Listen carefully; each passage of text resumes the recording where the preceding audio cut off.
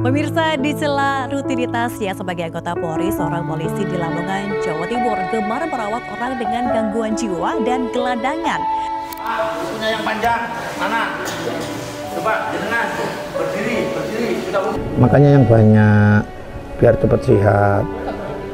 Nanti cepat ketemu keluarganya. Kalau sudah ketemu keluarganya, langsung saya antar pulang ya Pak ya.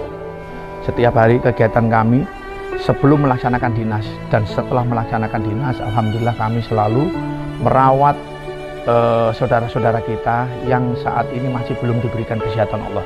Alhamdulillah total hari ini kami diamanai 164 pasien dengan gangguan jiwa, orang terlantar yang kami temukan di jalan.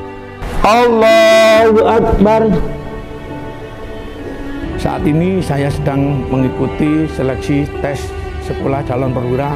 Mohon doanya mudah-mudahan diberikan kelancaran dan kami ingin menjadi polisi yang sebaik-baiknya, karena sebaik-baik orang itu adalah orang yang hidup bisa bermanfaat bagi semuanya orang.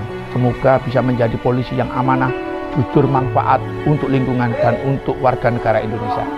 Nanti kalau sudah sehat, sudah ketemu keluarganya, sudah tahu, saya antar pulang, saya nikahkan sama Mas Joko. Tenang Pak. Tenang.